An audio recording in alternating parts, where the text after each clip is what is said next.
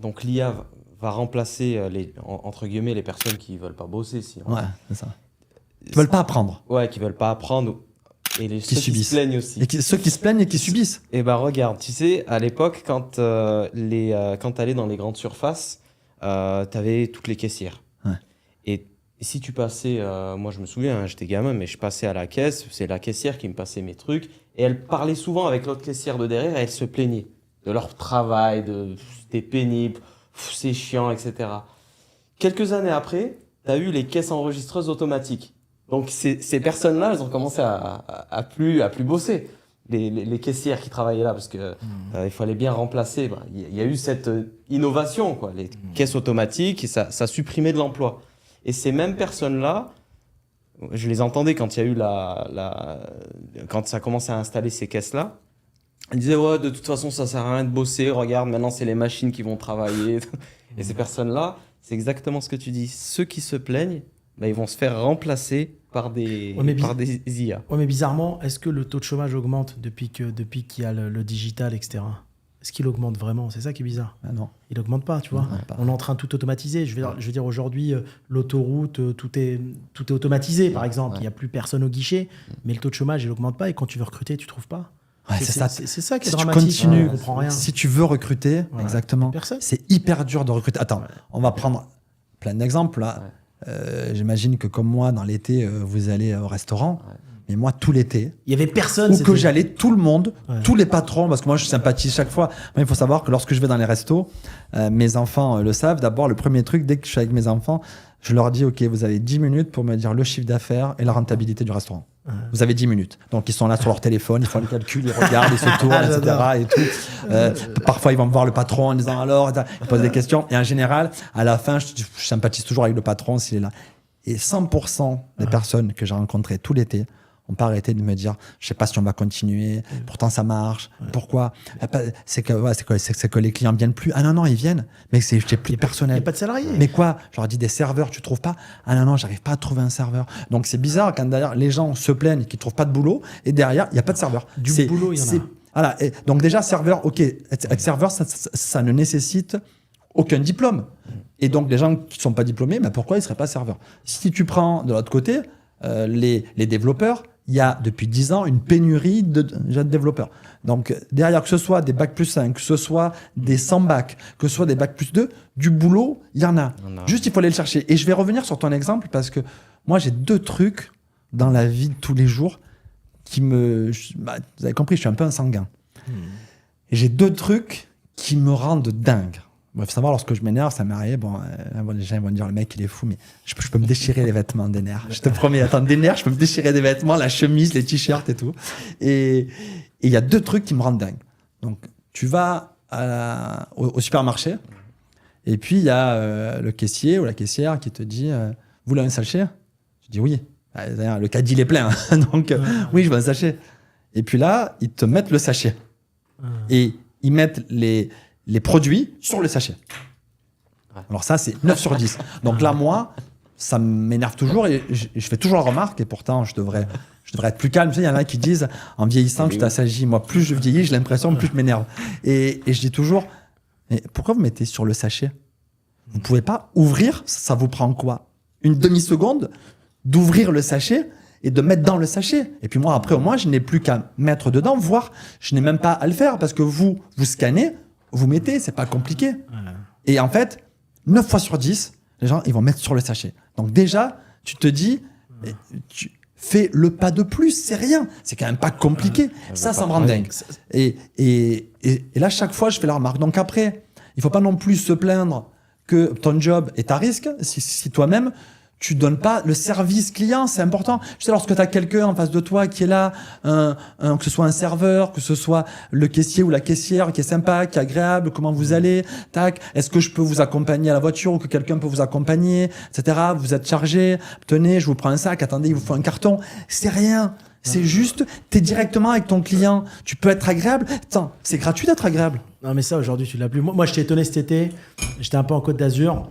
Et j'ai vu 2-3 restaurants qui fonctionnent très bien, avec une affiche, problème de personnel, désolé, fermeture fermeture actuellement, quoi. C'est fermé. Hein. Non, T'as des restos qui ferment des journées ou des soirées, etc. parce qu'il n'y a pas de personnel. Il y a une vraie pénurie, attention. Hein. Mais pourquoi ils veulent pas travailler alors? Mais il y a un moment donné, moi je comprends aussi les gens qui veulent pas bosser. Moi je dis la vérité, tu sais, dans la vie, faut se mettre à la place des gens pour comprendre. Exactement. Il y a un moment donné, si tu bosses pas, si tu bosses, t'as 1500, t'es au SMIC par exemple, ou 1004, et si tu bosses pas, t'as 1200 ou 1250, c'est rien de bosser. Et t'as même pas les allers-retours à faire, Voilà, alors que sinon ça va te coûter de l'argent. C'est etc. du non-sens d'aller bosser. C'est du non-sens. non-sens. Par contre, au Luxembourg, c'est du sens. Ça a du sens. Parce qu'au Luxembourg, tu bosses, tu prends 5000, tu bosses pas, tu prends 1005. Là, il y a un delta qui fait que tu as envie de te lever, te doucher, prendre ton café, aller au boulot. Mais si tu as une différence de 200-300 euros et tu te prends la tête à faire 1 heure d'RER le matin, 1 heure d'RER le soir, c'est normal que ces gens-là bossent pas. Et là, Ils en ont plus, ils éduqué. veulent augmenter maintenant en France les charges sociales en 2025, même sur les bas salaires. C'est une catastrophe. Donc là, il n'y a plus personne qui va aller bosser. Il n'y a plus personne qui va embaucher non plus. Ça change la donne sur plein de trucs. Il y a beaucoup moins besoin de certains salariés sur des tâches qui vont être de plus en plus...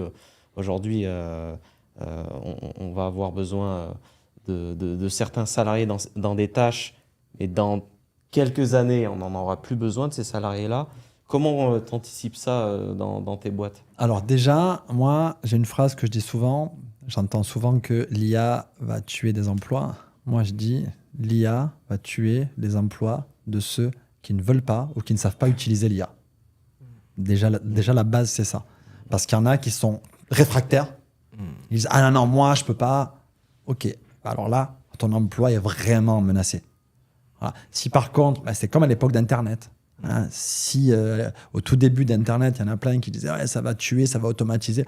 Ah oui, c'est vrai que ça a tué des emplois. Mais ceux qui se sont adaptés sont toujours là. Ouais. L'IA, c'est pareil. L'IA, l'objectif, c'est que l'IA soit là pour nous servir et pas nous asservir. Donc, c'est comme dans la vie de tous les jours. Il y a ceux qui subissent et il y a ceux qui prennent le lead. C'est pareil pour les salariés demain. Ceux qui vont subir l'IA, clairement, je pense qu'ils n'auront plus de job d'ici très peu de temps. Par contre, ceux qui vont accueillir l'IA, qui vont apprendre, qui vont se former, eux, je pense qu'ils ont un job jusqu'à leur retraite et bien au-delà. Mais par contre, il faut apprendre de ça. Et j'ai pas de temps, je bosse à peu près 18 heures par jour, 7 jours sur 7, à peu près. Et malgré tout, malgré tous mes projets, malgré toutes mes boîtes, j'arrive à me former pendant au moins 3 heures par semaine, voire 4 heures. Sur l'IA. Sur tous les sujets. En ce moment, c'est sur l'IA. Mais sur l'IA, mais pas que. À apprendre, je lis beaucoup, je lis, et clairement, sur l'IA, je passe mon temps à échanger avec ChatGPT, mais je sais pas, peut-être 10-20 fois par jour, en fait, sur plein de sujets. Donc, moi, ça m'accélère. Et j'ai plein de copains qui me disent « Oh là là, avec l'IA, la boîte, c'est dangereux, on risque de... » C'est sûr que l'IA, même chez moi, par rapport à mes clients, ça m'a tué des emplois, ça m'a tué des projets. Mais derrière, le truc, très vite, je me suis positionné. Bon, déjà, depuis 2014, en 2014, j'avais créé ma première boîte, ou 2014, au début 2015, qui s'appelait Angus AI. Voilà, en l'utilisant, justement, j'avais des associés qui étaient des dirigeants d'une société qui s'appelait, c'était une société qui faisait des robots en France, s'appelait Aldébaran. Et du coup, ceux qui travaillaient justement sur l'intelligence artificielle des robots, du coup, je les ai récupérés. On a bossé ensemble, on a monté un premier projet. Après, j'ai remonté une société dedans. Donc, ça fait WeWise en 2019. Donc, moi, c'est vrai que j'ai toujours été proche. Et chaque fois, je me suis dit, dès que je commence à anticiper une innovation, une technologie, je commence à me former. Et je ne m'arrête jamais. Voilà, en ce moment, il y a beaucoup de sujets autour des voitures autonomes, beaucoup de sujets sur la robotique. Et moi, c'est sur énormément de sujets. Tout à l'heure, on parlait de Brian Johnson, qui était justement sur tout ce qui est allongement de la durée de vie, etc., sur les compléments alimentaires. J'essaie d'apprendre tous les jours. Regarde, à un moment, je fais du sport. Je me suis dit, la nutrition, c'est intéressant. Je me suis fait une formation sur la nutrition pendant 3 semaines, tous les soirs, entre 23h et minuit. J'avais 1 heure où je me formais à la nutrition parce que, au final, ça s'arrête jamais. Et donc, pour revenir à ta question sur les emplois, aujourd'hui, tu as un emploi, oui, il est maîtrisé. Il est, en tout cas, il est menacé, pardon. Mais il est menacé si tu te formes pas. Tous les emplois aujourd'hui qui existent, qui sont menacés par l'IA, tu peux en faire des super emplois et peu importe le job que tu as. Mais par contre, si tu restes en mode « Oh là là, je vais perdre mon emploi par rapport à l'IA », si tu es une victime, à un moment, je suis désolé, mais si par contre tu décides de prendre ton destin en main, mais t'as pas de problème. Aujourd'hui, il y a des milliers de nouveaux emplois qui peuvent être créés grâce à l'IA. Mais après, c'est sûr qu'il faut se renseigner. C'est sûr que ça c'est vrai que c'est un de mes sujets. D'ailleurs, il y a eu des blagues là-dessus quand j'ai fait mon podcast avec Yomi sur le travail. Mais dans la vie, c'est vrai qu'il y a ceux qui font 9h à 17h et il y a les autres. Ceux qui font 9h à 17h, il n'y a pas de problème. Mais après, la journée, si elle s'arrête, après, il ne faut pas se plaindre après que ton emploi est menacé. Tu peux faire 9h à 17h, j'ai pas de problème avec ça. Mais juste, il ne faut pas se plaindre. Moi, ça me saoule les gens qui se plaignent. Donc déjà, les plaintes, comme je disais tout à l'heure, les critiques, je veux pas. Tu sais quoi, c'est un truc, je vais le dire, mais ça m'est arrivé plein de fois d'avoir des gens, ils commencent, ils viennent parler, ils se plaignent. Attends, j'ai un appel. Évidemment, j'ai pas l'appel. Attends 2 secondes. Hop. Et je pars.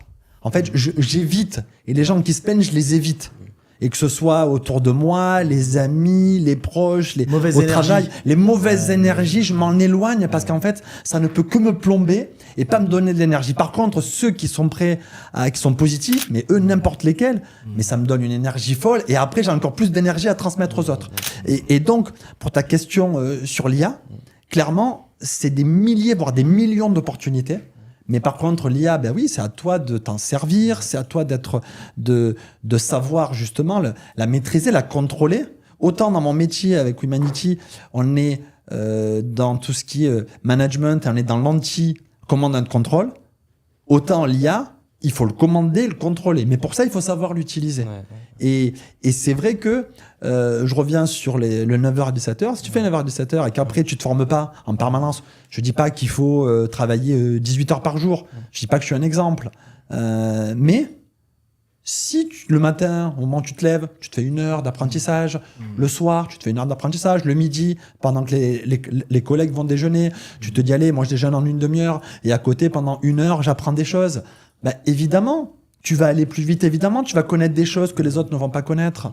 Exactement. Donc, à un moment, chacun fait les choix de sa vie. Mais après, il faut juste pas se plaindre. Il faut juste pas être rageux par rapport aux autres qui réussissent. Exactement. Tu perds ton job parce que, de toute manière, en général, on le sait quand même. En général, si tu as passé ta vie à te former, tu n'as pas de problème avec ton job. Et que ce soit avec l'IA ou tous les autres sujets. En fait, t'es de nature curieuse, c'est la curiosité. C'est la curiosité qui t'apporte les connaissances et la culture. Tu dois être curieux de tout. Et des fois, des choses qui n'ont rien à voir. Mais c'est la curiosité de la vie.